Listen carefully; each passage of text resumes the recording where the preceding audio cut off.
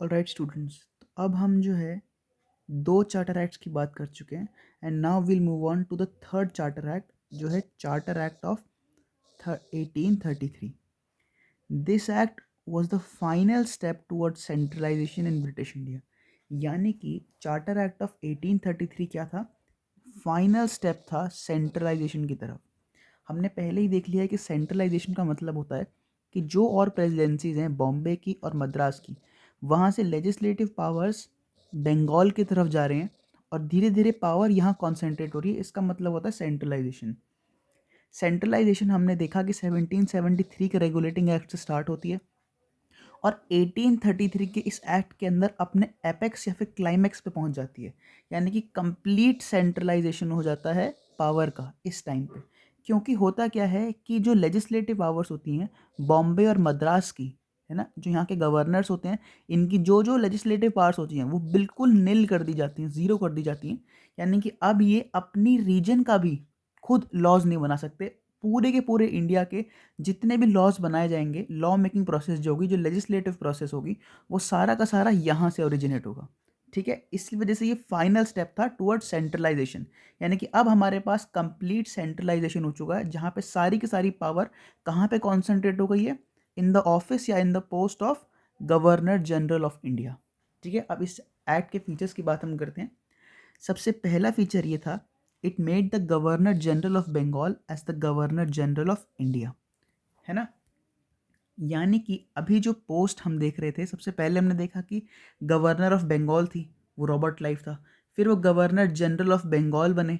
ठीक है, अब ये गवर्नर जनरल ऑफ बंगाल से पोस्ट कहाँ चली जाती है? Governor general of India. क्योंकि कंप्लीट सेंट्रलाइजेशन हो चुकी है. अब एक सेंट्रल गवर्नमेंट है तो वो बस बंगाल का गवर्नर जनरल नहीं है, वो पूरे इंडिया का गवर्नर जनरल है. इसलिए गवर्नर जनरल ऑफ बंगाल नहीं, अब गवर्नर जनरल ऑफ इंडिया बोला जाएगा उन्हें. And vested in him all civil and military parts. यानी कि और जो गवर्नर जनरल ऑफ इंडिया है उनके पास सारी सिविल मैटर्स, यानी कि जितने भी सिविलियन से रिलेटेड मैटर्स होंगे, और सारी मिलिट्री पावर्स जो होंगी उनके ऑफिस या उनके हाथ में होंगी. Thus, the act created for the first time government of India having authority over the entire territorial area possessed by the British in India. यानी कि पहली बार ऐसी गवर्नमेंट ऑफ इंडिया बनी जिसके पास अथॉरिटी है, complete authority over the entire territorial area. अभी तक क्या था 1833 से पहले कि थोड़ी बहुत तो जो है प्रोविंशियल ऑटोनॉमी थी. ठीक है, यानी कि हर रीजन के पास अपनी थोड़ी थोड़ी पावर्स तो थी कि वो उसको ढंग से एडमिनिस्टर कर सकता है, वहाँ पे लॉस बना सकता है. बट अब क्या हुआ? कंप्लीट सेंट्रलाइजेशन होने के बाद 1833 के बाद से ऐसी गवर्नमेंट बनी सबसे पहली बार जिसमें एक सेंट्रल पॉइंट से पूरे इंडिया को एडमिनिस्टर किया जाएगा. ठीक है, ऐसी गवर्नमेंट जिसके पास अथॉरिटी है over the entire territorial area possessed by the British in India. ठीक है, और ये पोस्ट जो बनी गवर्नर जनरल ऑफ इंडिया, इसमें सबसे पहले गवर्नर जनरल ऑफ इंडिया कौन बने? Lord William Bentinck. ठीक है, तो ये भी क्वेश्चन पूछ सकते हैं कि who was the first governor general of India? Lord William Bentinck. Second feature की जब हम बात करते हैं, it deprive the governor of Bombay and Madras of their legislative powers. ये हम डिस्कस कर ही चुके हैं कि जब कंप्लीट सेंट्रलाइजेशन हो जाएगा इसका मतलब ही यही है कि बॉम्बे और मद्रास के जो गवर्नर्स हैं उनकी लेजिस्लेटिव पावर्स ले ली जाएंगी, डिप्राइव कर दी जाएंगी, उनसे उनसे छीन ली जाएंगी. The governor general of India was given exclusive legislative powers. यानी कि जो गवर्नर जनरल ऑफ इंडिया जो बॉम्बे जो बंगाल के अंदर है उसके पास एक्सक्लूसिव लेजिस्लेटिव पावर्स हैं for the entire British India. यानी कि अब वो बस बंगाल के लॉज नहीं बनाएगा, अब वो पूरे इंडिया में जहाँ जहाँ पे ब्रिटिश पोजेशंस हैं इंडिया के अंदर, जहाँ जहाँ पे ब्रिटिश का राज है, वहाँ के सारे लॉज जो बनाए जाएंगे, वहाँ पे जितना भी लेजिस्लेटिव ऑर्गन काम करेगा वो किसके अंडर काम करेगा? गवर्नर जनरल ऑफ इंडिया के अंदर काम करेगा exclusively. The laws made under the previous acts were called regulations. 1833 से पहले जितने भी लॉज बनाए जाए थे उनको रेगुलेशंस बोले थे. हमने देखा था ना, रेगुलेटिंग एक्ट आया 1773 का, इसलिए उनको रेगुलेशंस बोला जाता था. 1833 के बाद से जो भी लॉज बनाए जाएंगे made under this act were called acts. अब 1833 के चार्टर एक्ट के बाद जो भी रेगुलेशंस बनाए जाएंगे उनको हम एक्ट्स बोलेंगे. हम आगे देखेंगे, रॉलेट एक्ट देखेंगे, वर्नेकुलर प्रेस एक्ट देखेंगे. यानी कि जो भी लॉज अब बनाए जाएंगे उनको एक्ट्स बोला जाएगा, रेगुलेशंस नहीं बोला जाएगा. थर्ड पॉइंट है it ended the activities of East India company as a commercial body. बहुत इंपॉर्टेंट पॉइंट है कि 1833 से पहले पहले स्टार्टिंग में जब वो आई थी तब तो वो कमर्शियल बॉडी थी ही, ईस्ट इंडिया कंपनी, यानी कि ट्रेडिंग पर्पसेस के लिए आई थी सोलली। अब 1833 के बाद से ईस्ट इंडिया कंपनी को एक कमर्शियल बॉडी की एक्टिविटीज, जो एक कोई भी बॉडी, अगर कोई भी ऑर्गेनाइजेशन एक कमर्शियल बॉडी की तरह काम करती है, वैसे काम नहीं करेगी ईस्ट इंडिया कंपनी बिल्कुल भी। अब वो कंप्लीटली और प्योरली एडमिनिस्ट्रेटिव फंक्शंस परफॉर्म करेगी या फिर एक एडमिनिस्ट्रेटिव और पॉलिटिकल बॉडी बन के रह जाएगी। ठीक है। It provided that the company's territories in India were held by it in trust for His Majesty, his heirs and successors। यानी कि उसने ये प्रूफ कर दिया, ये प्रोवाइड कर दिया कि कंपनी की जितनी भी टेरिटरीज है इंडिया के अंदर वो होल्ड की जाएंगी in trust of his majesty, यानी कि जो क्वीन या किंग होगा इंग्लैंड का उसके नाम पे, इंटरेस्ट फॉर हिज मैजेस्टी, उनके एयर्स या उनका कोई भी सक्सेसर आने वाला जो भी किंग या क्वीन सब्सिक्वेंटली बनेंगे उनके नाम पे कंपनी यहाँ पे रूल करेगी। ठीक है। फोर्थ की हम बात करते हैं। फोर्थ फीचर क्या है? The charter act of 1833 attempted to introduce a system of open competition for selection of civil servants and stated that the Indian should not be debarred from holding any place, office and employment under the company. अब 1833 ने attempt किया, ठीक है, इसको याद रखना कि यहाँ पे बस कोशिश की गई एक ऐसा सिस्टम इंट्रोड्यूस करने की जहाँ पे ओपन कंपटीशन हो सिलेक्शन ऑफ सिविल सर्वेंट्स का। यानी कि जिस एग्जाम की आप तैयारी कर रहे हैं यूपीएससी के लिए, आप सिविल सर्विसेज की तैयारी कर रहे हैं और उससे आप ब्यूरोक्रेसी एंटर करते हैं, तो ब्यूरोक्रेसी के लिए 1833 से पहले क्या था कि केवल ब्रिटिशर्स को ही अलाउड था कि वो सिविल सर्विस में एज ब्यूरोक्रेट्स काम कर सकते हैं और इंडियंस को यहाँ से रोका जाता था, that Indians were debarred from holding position या office under the company as bureaucrats. But 1833 के चार्टर एक्ट ने क्या कोशिश करी कि ये जो पोजीशन है ब्यूरोक्रेट्स की पोजीशन, कि अब इंडियंस भी ब्यूरोक्रेट्स बन सकते हैं, कि इंडियंस भी अब आईएएस आईपीएस आज प्रेजेंट डे से अगर हम रिलेट करें तो वो बन सकते हैं। बट यहाँ पे हमने देखा ना कि अटेम्प्ट किया गया। However, this provision was negated after the opposition from Court of Directors। ये चार्टर एक्ट ने अटेम्प्ट तो किया इंट्रोड्यूस करने की, बट कोर्ट ऑफ डायरेक्टर्स ने इसको मना कर दिया। वो कैसे मान सकते थे?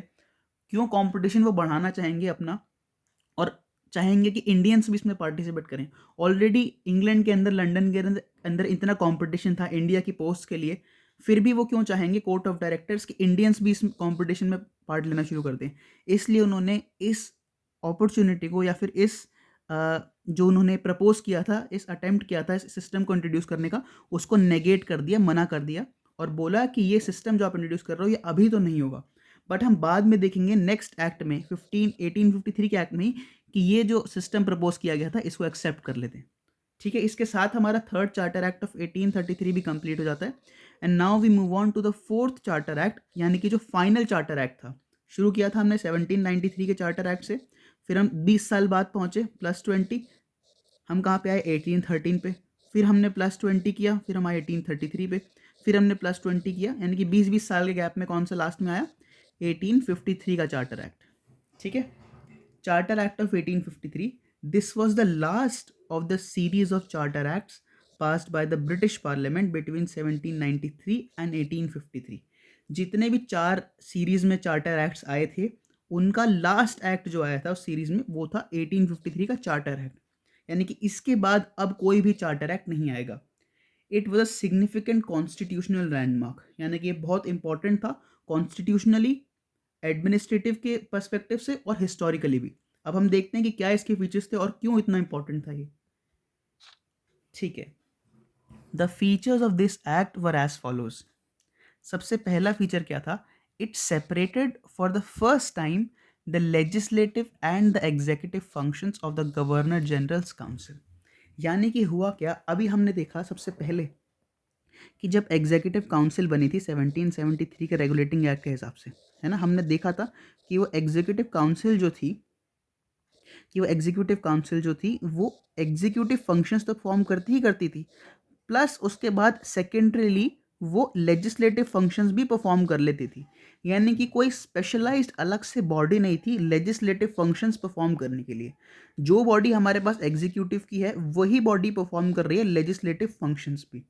ठीक है। बट इस एक्ट ने वो चेंज कर दिया। 1853 के एक्ट ने क्या कहा कि आपके पास जो काउंसिल है, एग्जीक्यूटिव काउंसिल, उसको एग्जीक्यूटिव काम परफॉर्म करने दो, हम उसके अलावा अलग से 6 मेंबर्स और लाएंगे जो लेजिस्लेटिव फंक्शंस परफॉर्म करेगा। ठीक है, यहाँ पे 4 मेंबर्स थे, हमने देखा था। इन 4 मेंबर्स के अलावा हम एडिशनली 6 मेंबर्स और लाएंगे जो लेजिस्लेटिव फंक्शन परफॉर्म करेंगे, और इंडियन लेजिस्लेटिव काउंसिल या सेंट्रल लेजिस्लेटिव काउंसिल का पार्ट बनेंगे। ठीक है, इस इंडियन लेजिस्लेटिव काउंसिल या सेंट्रल लेजिस्लेटिव काउंसिल में 6 मेंबर्स थे। ठीक है, it provided for addition of 6 new members called legislative councillors to the council. ठीक है, इसने एडिशनल क्या किया, यानी कि 1853 के एक्ट ने 6 नए मेंबर्स लेके आए वो, जिनको लेजिस्लेटिव काउंसलर्स बोला जाता था, उन 6 मेंबर्स को, to the council. To which council? The executive council. In other words, it established a separate governor general's legislative council, यानी कि एक अलग से लेजिस्लेटिव काउंसिल का एस्टैब्लिशमेंट किया सबसे पहली बार, यानी कि एग्जीक्यूटिव ऑर्गन को और लेजिस्लेटिव ऑर्गन को सेपरेट कर दिया गया, which came to be known as the Indian Central legislative council. या तो उसको इंडियन लेजिस्लेटिव काउंसिल बोलते थे या फिर सेंट्रल लेजिस्लेटिव काउंसिल बोलते थे।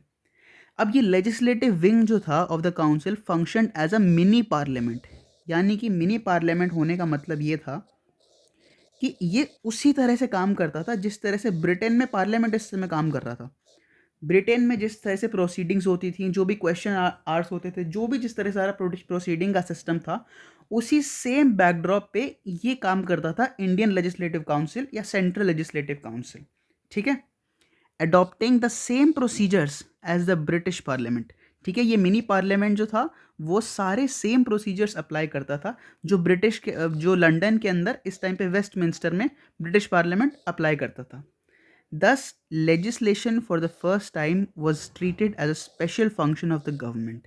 यानी कि पहली बार 1853 के अंदर लेजिस्लेशन को अपना एक अलग से दर्जा दिया गया। पहली बार उसको एक स्पेशल फंक्शन का नाम दिया गया ऑफ द गवर्नमेंट। इससे पहले क्या था, उनको लगता था कि सारा का सारा काम एग्जीक्यूटिव ही करेगा, और वो एग्जीक्यूटिव काउंसिल भी हल्का फुल्का सेकेंडरी, मतलब जो है लेजिस्लेटिव फंक्शन भी परफॉर्म कर लेगा। बट अब उन्होंने क्या किया कि एग्जीक्यूटिव अपना काम परफॉर्म करेगा और लेजिस्लेचर अपना खुद का काम परफॉर्म करेगा separately, requiring special machinery and special process. ठीक है, और ये स्पेशल मशीनरी के साथ काम करेगा और स्पेशल प्रोसेस इसमें होंगी। सेकेंड फीचर इसका क्या था, it introduced an open competition system of selection and recruitment of civil servants. अभी हमने 1833 के अंदर बात करी किस तरह से इसका प्रपोजल आया था, बट कोर्ट ऑफ डायरेक्टर्स ने वो प्रपोजल को रिजेक्ट कर दिया, नेगेट कर दिया। बट 20 साल बाद जो 1853 में एक्ट आया, यहाँ पे उन्होंने बस प्रपोजल नहीं दिया, यहाँ पे उसको इम्प्लीमेंट भी कर दिया। यानी कि जिस सिस्टम की अभी हम बात कर रहे थे कि इंडियंस को जिससे दूर रखा गया था, सिविल सर्विसेज में इंडियंस की एंट्री भी अब हो सकती है। ठीक है, अब बस ब्रिटिश ही वो पोजीशंस होल्ड नहीं करेंगे, इंडियंस के पास भी अपॉर्चुनिटी है कि वो भी सिविल सर्वेंट्स बन सकते हैं, ब्यूरोक्रेसी का पार्ट बन सकते हैं। अब सिविल सर्विस जो होती थी उस टाइम पे दो पार्ट्स में डिवाइडेड थी। पहली थी कोवेनेंटेड सिविल सर्विसेज, दूसरी थी नॉन कोवेनेंटेड सिविल सर्विसेज। ठीक है, कोवेनेंटेड मतलब हायर सिविल सर्विसेज, आप कह सकते हैं आज की जो सेंट्रल सर्विस होती हैं जो यूपीएससी कंडक्ट कराता है, और नॉन कोवेनेंट सिविल सर्विस मतलब लोअर सिविल सर्विसेज, यानी कि स्टेट की या रीजनल सर्विसेज जो आज स्टेट पीसीएस के नाम से हम जिनको जानते हैं। ठीक है, जो स्टेट्स के अंदर काम करती हैं। The covenanted civil service was thus thrown open to the Indians also. ठीक है, कोवेनेंटेड सिविल सर्विस जो थी, जो मेन सिविल सर्विस थी, जो हाई सिविल सर्विसेज थी, वो अब इंडियंस के लिए भी ओपन कर दी गई। ठीक है, accordingly the Macaulay committee on the Indian civil service was appointed in 1854। इसी काम के लिए सिविल सर्विसेज के सिलेक्शन और उनके रिक्रूटमेंट के लिए 1854 के अंदर एक कमिटी बिठाई गई, और उसके हेड कौन थे? Lord Macaulay. लॉर्ड मैकॉले आपको पता ही बहुत ही इंपॉर्टेंट ब्रिटिश राइटर थे और बहुत ही इंपॉर्टेंट जो थे लाइब्रेरियन थे, लिंग्विस्ट थे, उनको बहुत ज़्यादा नॉलेज थी स्टडीज़ की और एकेडमिक्स की, और वो पायनियर थे वेस्टर्न एजुकेशन के इंडिया के अंदर। तो लॉर्ड मैकॉले ने कमिटी बिठाई, यानी कि जिसके हेड वो थे, जिसका काम क्या था? सिलेक्शन और recruitment of civil servants in India, specially the Indians. ठीक है, थर्ड फीचर की हम बात करते हैं, it extended the company's rule and allowed it to retain the possession of Indian territories on trust for the British Crown। इसने extend कर दिया कंपनी का रूल और अलाउ किया कि वो रिटेन कर सकते हैं, यानी कि अपने पास होल्ड कर सकते हैं जो भी इंडियन टेरिटरीज उन्होंने पोजेस करी हैं on trust of the British crown, यानी कि ब्रिटिश क्राउन के नाम पे। सुप्रीम हेड यानी कि पैरामाउंट सी किसके पास है? ब्रिटिश क्राउन के पास है। और उनके सबऑर्डिनेट में काम कौन कर रही है? East India company. ठीक है, बट एक बहुत ही इंपॉर्टेंट चीज़ होती है इस टाइम के अंदर। वो क्या होता है कि हमने पिछले बार देखा कि 93 के अंदर, 13 के अंदर, फिर 33 के अंदर, सब में एक चीज़ कॉमन थी जो 53 के एक्ट में नहीं थी। वो क्या थी कि सब एक्ट में ये चीज़ मेंशन करी गई थी, +20 ईयर्स, +20 ईयर्स, +20 ईयर्स, यानी कि 20 साल तक जो है आप यहाँ पे रूल कर सकते हो। यानी कि 20 साल तक आप जो है अपना स्टेटमेंट या टेन्योर इंक्रीज कर सकते हो कि इस 20 साल के अंदर कंपनी रूल कर सकती है in trust for his majesty. But 53 के अंदर ये 20 ईयर्स वाली चीज़ मेंशन ही नहीं करी गई। इसका मतलब क्लियर इंडिकेशन ये था कि अब किसी भी टाइम पे कंपनी जो है, ब्रिटिश गवर्नमेंट जो है, कंपनी का टेन्योर ख़त्म कर सकती है, टर्मिनेट कर सकती है। ठीक है, but it did not specify any particular period unlike the previous charters. इससे पहले जो भी चार्टर एक्ट्स आए थे हमने देखे हैं, उन सब में पर्टिकुलरली स्पेसिफाई किया गया था कि 20 साल तक ये चार्टर रहेगा और आप 20 साल तक रूल कर सकते हो। दिस, और यहाँ पे वो चीज़ स्पेसिफाई नहीं करी गई। This was a clear indication, ये बात क्लियर इंडिकेशन थी, इंडिकेट करती थी क्या? That the company's rule could be terminated at any time the parliament like, यानी कि अब कंपनी का रूल किसी भी टाइम टर्मिनेट करा जा सकता है, ख़त्म करा जा सकता है। और वो किसके हाथ में है? पार्लियामेंट के हाथ में। और ये हुआ कब? 5 साल बाद ही हो गया। 53 में इन्होंने चार्टर एक्ट भेजा और 1858 के अंदर से हम देखते हैं कि कंपनी का रूल ख़त्म हो जाता है और सारी की सारी डायरेक्ट रिस्पॉन्सिबिलिटी ब्रिटिश क्राउन के हाथ में आ जाती है, और जहाँ से हमारा क्राउन रूल भी शुरू हो जाता है। ठीक है, और वो क्या बोलते हैं कि ये हमने इस वजह से किया है क्योंकि 1857 में जो रिवोल्ट हुआ वो इस वजह से हुआ क्योंकि कंपनी जो है इनएफिशिएंटली काम कर रही थी इंडिया में। इस वजह से अब हम डायरेक्ट रिस्पॉन्सिबिलिटी लेते हैं और हम खुद चलाएंगे एडमिनिस्ट्रेशन डायरेक्टली ब्रिटेन से। फोर्थ फीचर क्या था? It introduce for the first time local representation in the Indian Central legislative council. अभी हमने देखा कि इंट्रेंस जो Indian legislative council, central legislative council बनी है ना, उसके अंदर हमने क्या देखा कि पहले क्या होता था, कोई भी अगर काउंसिल बनती थी ना तो वाइसरॉय या फिर जो भी गवर्नर जनरल है वो खुद चूज करता था। बट अब क्या हुआ? अब हमको पता है कि हमने देखे कितने मेंबर्स हैं, 1 2 3 4 5 6 मेंबर्स आए हैं लेजिस्लेटिव काउंसिल में। हमने देखा था ना 6 न्यू मेंबर्स ऐड करें हैं। उन 6 में से 4 जो होंगे ना वो रीजनल काउंसिल से आएंगे, यानी कि रीजनल प्रेसिडेंसी से आएंगे। कहाँ कहाँ से? एक मद्रास से आएगा, एक बॉम्बे से आएगा, एक बंगाल से आएगा और एक आगरा से आएगा। यानी ये 4 जने जो होंगे अपने रीजन्स को रिप्रेजेंट करेंगे, मद्रास, बॉम्बे, बंगाल और आगरा। ठीक है, of the 6 new legislative members of the governor general's council, जो अभी अभी नई गवर्नर जनरल की लेजिस्लेटिव काउंसिल बनी है, उन 6 जनों में से 4 जने जो थे, 4 members were appointed by the local या फिर प्रोविंशियल गवर्नमेंट। जो लोकल या हर प्रेसिडेंसी अपनी अपनी गवर्नमेंट थी वहाँ से वो एक इंसान को नॉमिनेट करके भेजते थे सेंट्रल लेजिस्लेटिव काउंसिल में काम करने के लिए। और वो कौन 4 प्रोविंसेस थी? मद्रास, बॉम्बे, बंगाल और आगरा, जिनकी 4 की हमने भी यहाँ बात करी। और 2 नॉमिनली जो है वो नॉमिनेट करी जाती थी बाय गवर्नर जनरल हिमसेल्फ। इसके साथ हमारा जो है चार्टर एक्ट्स की सीरीज भी ख़त्म हो जाती है और इसके साथ हमारा कंपनी रूल भी ख़त्म हो जाता है। ठीक है, अब हम मूव ऑन करेंगे हमारे नेक्स्ट पार्ट पे, जो हमारा है क्राउन रूल स्टार्ट हो जाएगा 1858 से। ठीक है, अभी तक जितने भी हमने लॉज, एक्ट्स, रेगुलेशन जो सब भी देखे थे वो सब क्या थे?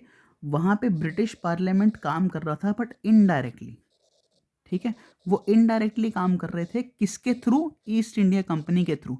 मेन काम इंडिया में ईस्ट इंडिया कंपनी कर रही थी और पीछे से बैक कर रहे थे उनको ब्रिटिश पार्लियामेंट। बट अब क्या होता है, 1858 के बाद से ईस्ट इंडिया कंपनी पिक्चर से बाहर हो जाती है। जिसने सारी लड़ाई लड़ी, जिसने सारा काम किया, डॉक्ट्राइन ऑफ लैप्स किया, सब्सिडी रिलायंस किया, सारे के सारे रीजन्स को एनेक्स किया, सारी वॉर्स लड़ी, अब वो पिक्चर से ही बाहर हो गई है। अब कौन है डायरेक्ट पिक्चर के अंदर? ब्रिटिश क्राउन या फिर ब्रिटिश पार्लियामेंट। ठीक है, अब वो डायरेक्ट रिस्पॉन्सिबिलिटी उनकी है कि वो इंडिया को गवर्न करेंगे।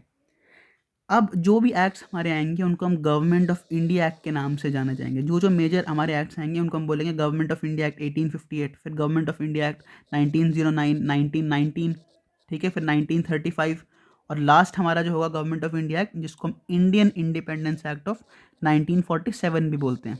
ये सारे एक्ट्स अब हम डिटेल में डिस्कस करेंगे, ठीक है। तो स्टार्ट करते हैं हमारे सबसे पहले एक्ट के जो क्राउन रूल के अंडर आया, वो था गवर्नमेंट ऑफ इंडिया एक्ट 1858।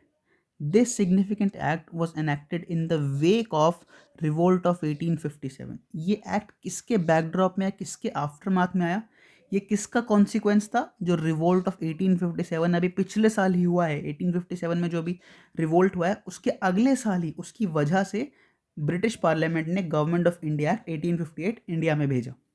और इस रिवोल्ट ऑफ 1857 को हम और क्या बोलते हैं?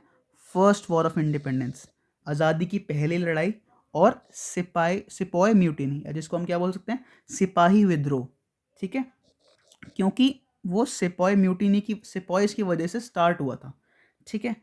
The act known as the act for good government of India abolished the East India Company and transferred the powers of government, territories and revenues to the British Crown। क्या क्या act था? इसको हम एक्ट ऑफ गुड गवर्नमेंट भी बोल सकते हैं। Act of good government of India का मतलब ये हुआ कि ऐसा एक्ट जो क्या बताएगा कि इंडिया के अंदर अब रिस्पॉन्सिबल गवर्नमेंट आने की शुरुआत होगी, यानी कि ऐसी गवर्नमेंट जिसको आप क्वेश्चन कर सकते हो कि आपने ये लॉ किस वजह से बनाया, इसका इम्पैक्ट क्या होगा। एक अकाउंटेबिलिटी क्रिएट करना चाहते थे वो, इसलिए उसको उन्होंने गुड गवर्नमेंट बोला है, ठीक है। गुड गवर्नमेंट का मतलब ये कि अकाउंटेबिलिटी, ठीक है, और क्वेश्चनेबिलिटी और रिस्पॉन्सिबिलिटी गवर्नमेंट के पास होगी कि आप क्वेश्चन कर सकते हो उसको कि आपने ये लॉ क्यों बनाया। इससे पहले गुड गवर्नमेंट नहीं थी, वो जो भी करती थी आर्बिट्ररीली करती थी, ठीक है। बट अब वो क्या इंट्रोड्यूस करेंगे? कहने के लिए तो यानी कि नॉमिनली पेपर्स पे तो वो गुड गवर्नमेंट बनने की कोशिश करेंगे। और इस एक्ट ने ईस्ट इंडिया कंपनी को कंप्लीटली अबॉलिश कर दिया और सारी की सारी पावर ट्रांसफर कर दी गवर्नमेंट की, टेरिटरीज की और रेवेन्यू कलेक्शन की to the British crown itself, ठीक है।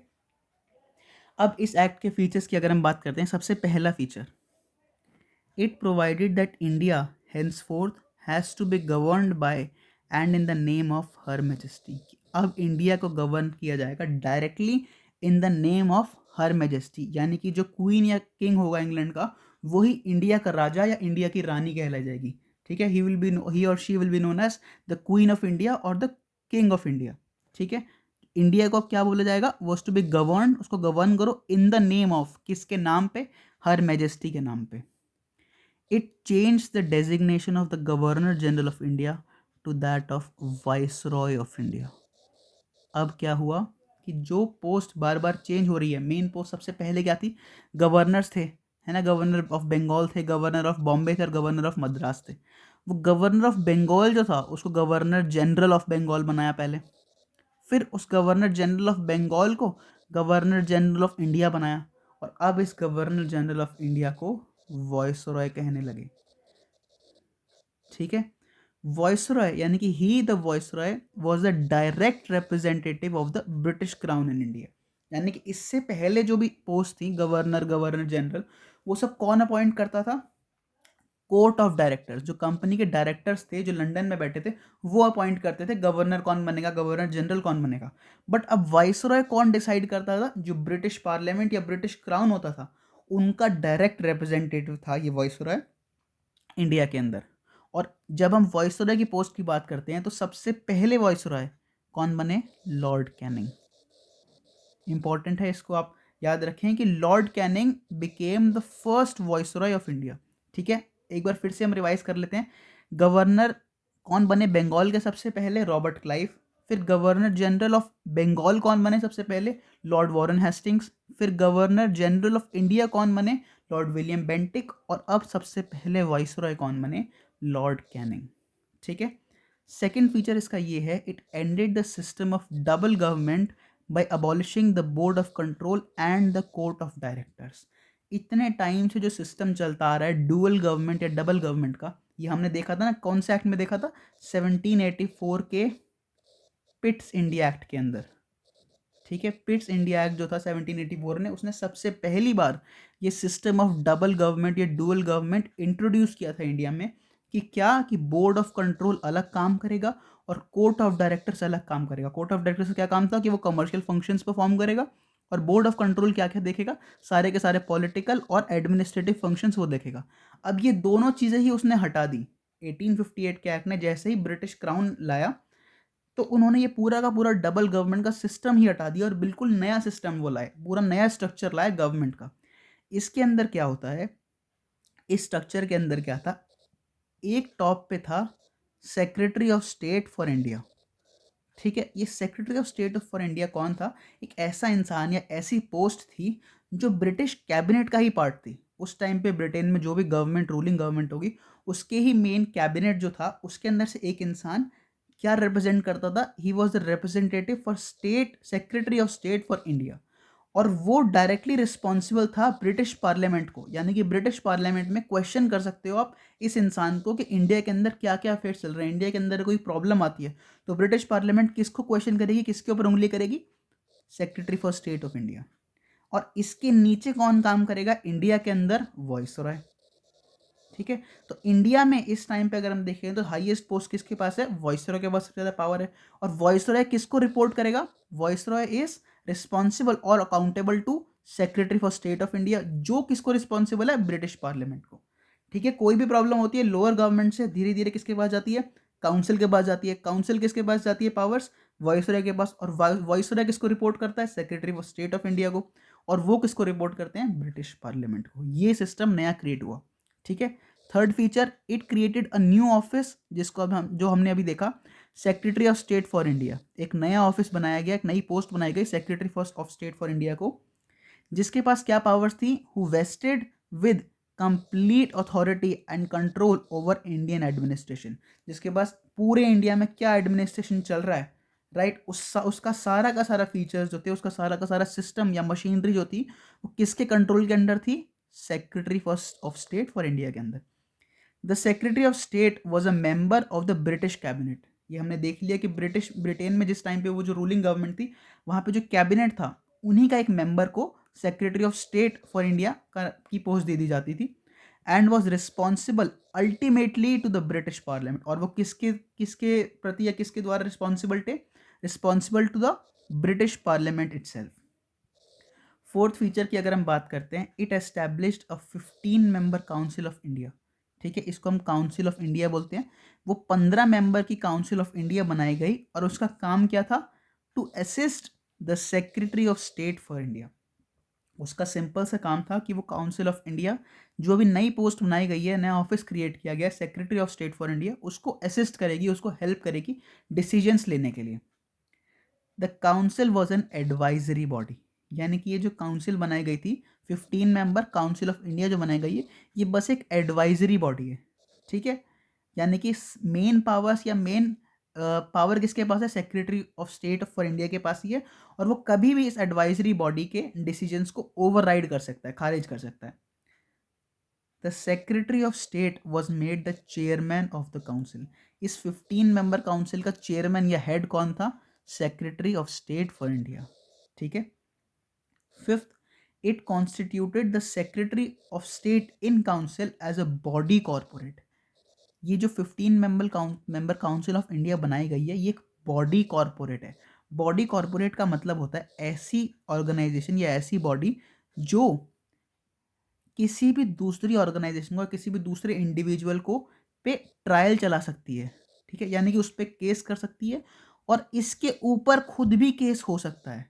यानी कि बॉडी कॉर्पोरेट ऐसी चीज़ होती है, ऐसी ऑर्गेनाइजेशन होती है which is capable of sewing someone. किसी को तुम सू कर सकते हो कोर्ट के अंदर, और तुम खुद भी सू हो सकते हो कोर्ट के अंदर बाय समवन एल्स। ठीक है, it constituted the secretary of state in council as a body corporate capable of suing and being sued। यानी कि तुम किसी और के ऊपर भी केस चला सकते हो, उसको sue कर सकते हो, और तुम्हारे ऊपर भी केस चल सकता है, तुमको भी ट्रायल कर जा सकता है in India as well as in England. India में भी और इंग्लैंड के अंदर भी। Thus, the Act of 1858 was, however, largely confined to the improvement of administrative machinery by which Indian government was to be supervised and controlled in England.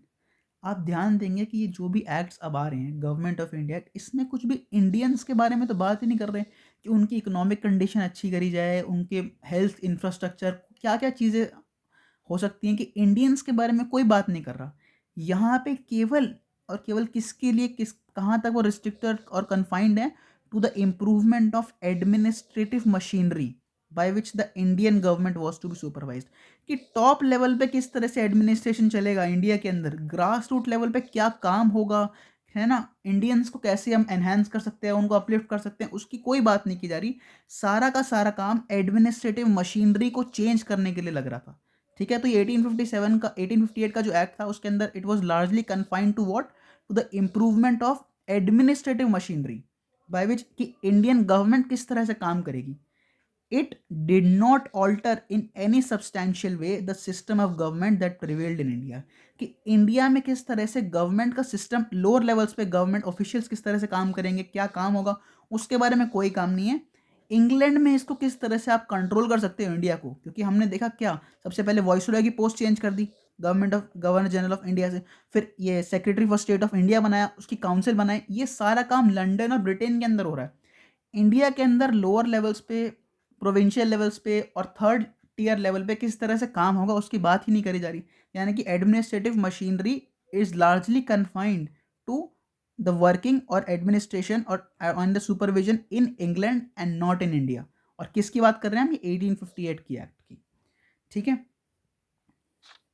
Right. तो अब हमारा ये चीज़ तो सेटल हो चुकी है कि 1858 के बाद से ईस्ट इंडिया कंपनी पिक्चर के बाहर है और ब्रिटिश क्राउन डायरेक्ट रूल्स बनाएगी और डायरेक्टली रिस्पॉन्सिबल होगी इंडियन गवर्नमेंट के लिए। ठीक है, अब क्या देखते हैं, ब्रिटिश क्राउन या ब्रिटिश पार्लियामेंट ये चीज़ देखता है कि 1857 का जो रिवोल्ट हुआ उसके कई सारे रीज़न थे, बट एक रीज़न उसका ये भी था कि इंडियंस जो थे, है ना, इंडियंस को ये वाली बात लग रही थी कि हमारी बातें पहुंच नहीं रही हैं ब्रिटिश गवर्नमेंट तक, यानी कि हमारी जो वॉइस है, हमारी जो आवाज़ है, हमारी डिमांड्स हैं, वो कोई पूरी नहीं कर रहा। तो ब्रिटिश क्राउन को ये वाली बात समझ आ गई कि अगर हम इंडियंस को इंक्लूड करें लॉ मेकिंग प्रोसेस के अंदर, ठीक है, लॉ मेकिंग प्रोसेस के अंदर अगर हम इंडियंस को इंक्लूड करना शुरू कर देते हैं तो शायद इंडियंस को ये लगे कि हमारी आवाज़ भी सुनी जा रही है, हमारा रिप्रेजेंटेशन भी हो रहा है। यानी कि अब वो क्या करेंगे, कुछ ऐसे एक्ट्स पास करेंगे जिसके अंदर, जिसका मेन ऑब्जेक्टिव या एम क्या होगा, उसका मेन एम होगा इंडियंस को इंक्लूड करना इन लेजिस्लेचर। लेजिस्लेचर यानी कि लॉ मेकिंग मशीनरी। लेजिस्लेचर या इंडियंस को इंक्लूड करना लेजिस्लेचर या लॉ मेकिंग मशीनरी में, ये इसका मेन एम होगा। और इस एम के लिए क्या नए एक्ट्स आने शुरू हुए, ठीक है। अब इंडियन काउंसिल्स एक्ट्स आएंगे जिसमें 3 इंडियन काउंसिल्स एक्ट हम देखेंगे। सबसे पहले 1861 का, फिर हम देखेंगे 1892 का और फिर हम देखेंगे 1909 का। 3 इंडियन काउंसिल्स एक्ट आते हैं जिनका मेन एम होता है इंडियंस को इंक्रीज करना है, इंडियंस को ज़्यादा से ज़्यादा लाना लॉ मेकिंग प्रोसेस के अंदर। ठीक है, after the great revolt of 1857 the British government felt that the necessity of seeking the cooperation of Indians in the administration of their country।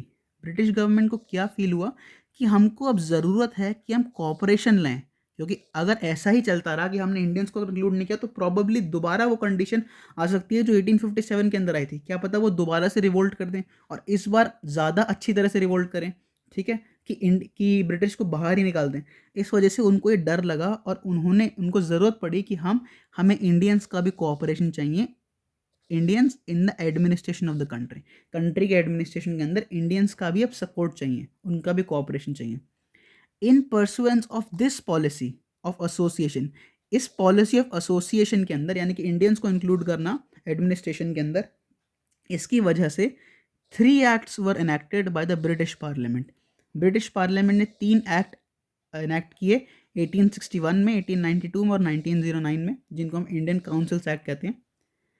The Indian councils act of 1861 is an important landmark in the constitutional and political history of India. यानी कि 1861 का जो act था वो बहुत ही important था इस वजह से क्योंकि सबसे पहली बार ऐसा कोई एक्ट आ रहा था जिसका काम क्या था कि इंडियंस को इंक्लूड करना लेजिस्लेचर या फिर एडमिनिस्ट्रेटिव मशीनरी इंडिया की। ठीक है, अब इस एक्ट के फीचर्स की हम बात करते हैं। सबसे पहला फीचर क्या है इस एक्ट का? It made a beginning of the representative institutions by associating Indians with the law making process. सबसे पहला फाउंडेशनल स्टेप या बिगनिंग स्टेप दिया इस एक्ट ने of what? Of representative institutions by associating Indians with law making process, यानी कि Indians को include करना शुरू किया। बिगनिंग स्टेप था इंडियंस का इंक्लूड होना in the law making process. It thus provided that the Viceroy should nominate some Indians as non-official members of his expanded council। अभी हमने देख लिया पहले उन्होंने कौन सा वो बनाया, इंडियन लेजिस्लेटिव काउंसिल या सेंट्रल लेजिस्लेटिव काउंसिल अभी उन्होंने बनाया है। उसके अंदर 6 मेंबर्स हैं, है ना। वो 6 मेंबर जो हैं वो ऑफिशियल मेंबर्स हैं। क्या हैं? ऑफिशियल मेंबर्स हैं। अब इस एक्ट ने क्या कहा 1861 के काउंसिल्स एक्ट ने कि इन 6 मेंबर्स के अलावा कुछ नॉन ऑफिशियल मेंबर्स, है ना, ऑफिशियल नहीं, नॉन ऑफिशियल मेंबर्स वॉइसरॉय खुद नॉमिनेट करेगा जो इंडियंस होंगे। जो ऑफिशियल मेंबर्स हैं अभी वहां पे इंडियंस नहीं पहुंचे हैं, ऑफिशियल मेंबर्स ब्रिटिश ही हैं। नॉन ऑफिशियल मेंबर्स इंडियंस जो होंगे वो लाए जाएंगे या वो नॉमिनेट होंगे बाय वॉइसरॉय हिमसेल्फ और उनको इंक्लूड करा जाएगा एज द एक्सपैंडेड काउंसिल। ठीक है, काउंसिल को एक्सपैंड करते करते इन दोनों ऑफिशियल्स को, यानी कि ऑफिशियल और नॉन ऑफिशियल मेंबर्स दोनों को इंक्लूड करके अब हमारी लेजिस्लेटिव काउंसिल बनाई जाएगी। तो इस एक्ट के चलते अगले साल ही 1862 के अंदर लॉर्ड कैनिंग जो उस टाइम पे वॉइसरॉय थे, the then viceroy, nominated 3 Indians को उन्होंने नॉमिनेट किया इस लेजिस्लेटिव काउंसिल के अंदर। जो 3 इंसान या 3 लोग जो थे वो नॉन ऑफिशियल मेंबर्स बनेंगे अब इस काउंसिल के। और वो 3 लोग कौन थे? सबसे पहले थे राजा ऑफ बनारस, दूसरे थे महाराजा ऑफ पटियाला और तीसरे थे सर दिनकर राव। बहुत इंपॉर्टेंट है, आप इसको याद रखेंगे। 3 सबसे पहले लोग इंडियंस कौन थे? The first 3 Indians were included in the law making process by viceroy were Raja of Banaras, Maharaja of Patiala and sir Dinkar Rao. ठीक है, सेकेंड फीचर क्या था इस एक्ट का? It initiated the process of decentralisation by restoring the legislative powers to Bombay and Madras presidencies. इतनी देर से अभी हम बात कर रहे हैं कि अगर ये इंडिया है, ये बंगाल है, ये बॉम्बे और मद्रास है, कि हम इतनी देर से बात कर रहे हैं सेंट्रलाइजेशन की, यानी कि पावर्स यहाँ से लेके जाके ये पावर कॉन्सेंट्रेशन यहाँ हो रहा है। अब ये क्या करते हैं, इस पूरी की पूरी सेंट्रलाइजेशन की पॉलिसी को रिवर्स कर देते हैं, उल्टा कर देते हैं और क्या पॉलिसी लाते हैं? डिसेंट्रलाइजेशन की। ठीक है, सेंट्रलाइजेशन मतलब पावर्स यहाँ से यानी कि अलग अलग प्रेसिडेंसी से सेंटर के पास पहुंचना, और डिसेंट्रलाइजेशन का मतलब ये जो कॉन्सेंट्रेशन ऑफ पावर है इसका उल्टा होना, यानी कि ये पावर्स दोबारा से बैक दे देना इन प्रेसिडेंसीज को। ठीक है, ये डिसेंट्रलाइजेशन दोबारा से शुरू होता है 1858 के एक्ट से कि इनकी जो लेजिस्लेटिव पावर्स, अभी हमने देखा था ना कि इनकी लेजिस्लेटिव पावर्स बिल्कुल जीरो कर दी गई थी इन दोनों गवर्नर्स की, अब इनको जो इनकी पावर्स हैं दोबारा बैक दी जाती हैं। ठीक है, और डिसेंट्रलाइजेशन शुरू हो जाता है। ये इनिशिएट किया था अभी प्रोसेस, बस इनिशिएट किया द प्रोसेस ऑफ डिसेंट्रलाइजेशन, और कैसे किया? रिस्टोर करके legislative powers of Bombay and Madras presidencies. जो बॉम्बे और मद्रास के जो गवर्नर्स थे उनकी लेजिस्लेटिव पावर्स हमने देखा छीन ली गई थी, अब उनको धीरे धीरे वापस दे दी गई वो पावर्स, लेजिस्लेटिव पावर्स जो उनसे छीन ली गई थी। इट दस reversed the centralizing tendency that started from the regulating act of 1773। 1773 में हमने देखा था ये सेंट्रलाइजेशन प्रोसेस स्टार्ट हुआ था, है ना, और फिर हमने देखा कि 1833 में आते आते ये सेंट्रलाइजेशन प्रोसेस बिल्कुल एपेक्स पे पहुंच गया, यानी कि बिल्कुल क्लाइमेक्स पे अपने आ गया, कंप्लीटली सेंट्रलाइज कर दिया गया। अब इस पूरी पॉलिसी को काट के रिवर्स कर दिया गया और डिसेंट्रलाइजेशन शुरू हुआ। ठीक है, it reversed the centralizing tendency that started from regulating act of 1773 and reached its climax, बिल्कुल मैक्सिमम पॉइंट पे, हाईएस्ट पॉइंट पे कब पहुंची? Under the charter act of 1833। 1833 के चार्टर एक्ट में ये बिल्कुल हाईएस्ट पॉइंट पे पहुंच गई थी, कंप्लीट सेंट्रलाइजेशन हो चुका था। अब ये पूरी की पूरी सेंट्रलाइजिंग टेंडेंसी डिसेंट्रलाइजेशन में चेंज हो जाती है। This policy of legislative devolution, यानी कि ये जो लेजिस्लेटिव डेवोल्यूशन की पॉलिसी, यानी कि पावर्स नीचे दे सीप डाउन करवाने की पॉलिसी, डिसेंट्रलाइजेशन की policy, resulted in grant of almost complete internal autonomy to the provinces in 1937। और ये डिसेंट्रलाइजेशन की पॉलिसी चलती रहती है, इतनी ज़्यादा चल जाती है कि 1937 तक ऑलमोस्ट हम कह सकते हैं जो प्रेसिडेंसीज थी इनके पास इंटरनल ऑटोनॉमी थी ऑलमोस्ट कंप्लीटली। ठीक है, इनको कंप्लीटली इंटरनल ऑटोनॉमी मिल चुकी थी कि अपने रीजन के लॉज खुद बना सकते हैं और इनको सेंटर से परमिशन लेने की ज़रूरत नहीं है, यानी कि सेंट्रल जो इंटरफेरेंस था वो कम होना शुरू हो गया इस डिसेंट्रलाइजेशन प्रोसेस के अंदर। ठीक है, थर्ड फीचर क्या है इस एक्ट का? It also provided for the establishment of new legislative councils for Bengal, north western provinces and Punjab. अब क्या हुआ, हमने देखा कि इंडियन लेजिस्लेटिव काउंसिल तो बना दिया उन्होंने सेंटर पे, लॉ मेकिंग मशीनरी ऑर्गन तो बना दिया, बट बस सेंट्रल लेवल पे बनाया ना, सेंट्रल गवर्नमेंट पे, स्टेट लेवल पे या फिर प्रोविंशियल लेवल पे नहीं बनाया। बट इस एक्ट के अंदर इस प्रोविंशियल लेवल पे भी नए लेजिस्लेटिव काउंसिल्स बनाने शुरू कर दिए गए और 3 अलग अलग प्रोविंसेस को चूज किया गया शुरू में इस एक्ट के अंदर कि यहाँ पे हम प्रोविंशियल लेजिस्लेटिव काउंसिल्स बनाएंगे। सबसे पहले बंगाल में बना 1862 के अंदर, नॉर्थ वेस्टर्न प्रोविंसेस में बना 1886 के अंदर और पंजाब के अंदर बना 1897 के अंदर। फोर्थ फीचर क्या था इस एक्ट का? It empowered the viceroy to make rules and orders for more convenient transaction of business in the council। यानी कि वायसरॉय की जो पावर्स थी, कमर्शियल और फाइनेंशियल पावर्स, वो थोड़ी सी बढ़ा दी गई कि अब वो रूल्स और ऑर्डर्स पास कर सकता है कन्वीनियंट ट्रांजैक्शन का of business in the council. Council के अंदर जो भी बिजनेस होगा, ठीक है, जिस भी तरह का कंपनी जिसके जो कमर्शियल अफेयर्स होंगे उसके ऊपर वो रूल्स और ऑर्डर्स बना सकता है। उसके अलावा एक बहुत इंपॉर्टेंट चीज़ जो यहाँ पर इंट्रोड्यूस की गई वो थी क्या? Portfolio system. It also gave recognition to the portfolio system introduced by Lord Canning in 1859। यानी कि अभी पोर्टफोलियो सिस्टम हम देखेंगे होता क्या है। 1859 के अंदर पहली बार लॉर्ड कैनिंग ने इसको प्रपोज किया था, यानी कि ये चीज़ इंट्रोड्यूस करने की कोशिश करी थी इंडिया के अंदर। और इसको ये रिजल्ट कब हुआ, ये एक्सेप्ट कब हुआ? 1861 के काउंसिल्स एक्ट के अंदर, कि इसको ऑफिशियली रिकग्नाइज कर दिया।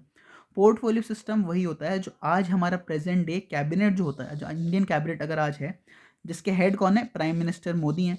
ठीक है, उसमें अलग अलग कैबिनेट में डिपार्टमेंट्स हैं, राइट। वो अलग अलग डिपार्टमेंट्स क्या क्या हैं? एचआरडी मिनिस्ट्री है, हेल्थ मिनिस्ट्री है, एजुकेशन मिनिस्ट्री है, फाइनेंस मिनिस्ट्री है।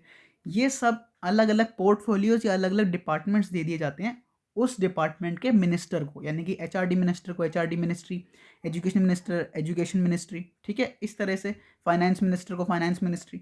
ये सब अलग अलग डिपार्टमेंट या पोर्टफोलियो होते हैं जिसके ऊपर वो कैबिनेट मिनिस्टर खुद डिसीजन लेता है on the behalf of the complete cabinet. अब ऐसा तो नहीं है कि अगर फाइनेंस का कोई हमको, अगर मान लो कि हमको एजुकेशन से रिलेटेड कोई डिसीजन लेना है कैबिनेट के अंदर, तो सारे के सारे लीडर्स दोबारा नहीं बैठेंगे, क्या आप सारे के सारे मिनिस्टर्स दोबारा नहीं बैठेंगे। जो एजुकेशन मिनिस्टर होगा वो पूरे कैबिनेट के बिहाफ पे खुद डिसीजन ले सकता है। और अगर उसने कोई डिसीजन लिया और हमको पॉइंट आउट करना है तो हम खाली एजुकेशन मिनिस्टर को नहीं, पूरे कैबिनेट को पॉइंट आउट कर सकते हैं, क्योंकि उस मिनिस्टर ने जो डिसीजन लिया है वो पूरे कैबिनेट के बिहाफ पे लिया है। इसी सिस्टम को हम पोर्टफोलियो सिस्टम बोलते हैं। ठीक है, अंडर दिस, यानी कि इस पोर्टफोलियो सिस्टम के अंदर a member of the viceroy's council, जो वॉइसरॉय काउंसिल जो था, जो एग्जीक्यूटिव काउंसिल था वॉइसरॉय का, उसमें से किसी एक मेंबर को was made in charge of one और मोर डिपार्टमेंट्स ऑफ द गवर्नमेंट। यानी कि हर एक मेंबर को किसी ना किसी गवर्नमेंट के विभाग का या डिपार्टमेंट का हेड बना दिया जाता था या इंचार्ज बना दिया जाता था। एंड वॉज दस ऑथराइज्ड, यानी कि उसको अथॉरिटी या उसको ये पावर दे दी गई थी कि वो इशू कर सकता है final orders on behalf of the council on the matters of his department या डिपार्टमेंट्स। यानी कि जो डिपार्टमेंट उसको दिया गया है वो पूरे के पूरे कैबिनेट के बिहाफ पे उस डिपार्टमेंट के जो भी फाइनल ऑर्डर्स इशू करने हैं वो इशू कर सकता है, उसके पास ये अथॉरिटी या पावर है। फिफ्थ पॉइंट या लास्ट फीचर इसका क्या था? It empowered the viceroy to issue ordinances without the concurrence of legislative council during an emergency. यानी कि अगर कोई इमरजेंसी का ऐसा टाइम है जिसके अंदर पार्लियामेंट यानी कि इस टाइम पे एग्जीक्यूटिव काउंसिल जो है वो नहीं बैठ पा रहा है, ठीक है, सॉरी, जो लेजिस्लेटिव काउंसिल है वो अपने सेशन नहीं कर पा रहा है, तो वॉइसरॉय के पास उस इमरजेंसी में ये पावर है कि वो ऑर्डिनेंस इशू कर सकता है, यानी कि इमरजेंसी ऑर्डर इशू कर सकता है कि इस टाइम पे अगर हमको इमरजेंसी में कोई जल्दी से जल्दी लॉ लेना है तो हमको सारे के सारे कैबिनेट से डिस्कस करने की ज़रूरत नहीं है, लेजिस्लेटिव काउंसिल से डिस्कस करने की ज़रूरत नहीं है, वॉइसरॉय खुद उन सब के बिहाफ पे एक लॉ पास कर सकता है। और आज इस ऑर्डिनेंस की पावर जो है वो प्रेसिडेंट के पास है, ठीक है, राइट। अब प्रेसिडेंट की जब हम पावर्स पढ़ेंगे तब हम इसको डिटेल में डिस्कस करेंगे। इसके साथ हमारा जो है इंडियन काउंसिल्स एक्ट ऑफ 1861 भी खत्म हो जाता है। The life of such an ordinance was 6 months, यानी कि वॉइसरॉय अगर वो ऑर्डिनेंस पास करता है तो वो 6 महीने तक वैलिड रहेगा, ठीक है। और इस 6 महीने के अंदर अगर वो लेजिस्लेटिव काउंसिल नहीं बैठता और इसको अप्रूव नहीं करता तो वो 6 महीने के बाद वो ऑर्डिनेंस खारिज कर दिया जाएगा। नेक्स्ट इंडियन काउंसिल्स एक्ट आता है हमारा second Indian councils act of 1892। दो देखे थे हमने, सबसे पहले हमने 1861 के एक्ट की बात करी, अब दूसरा आएगा 1892 का second councils, Indian second councils act. इस एक्ट के फीचर्स की अब हम बात करते हैं। It increase the number of additional और non official members in the central and provincial legislative councils but maintain the official majority in them. अब हुआ क्या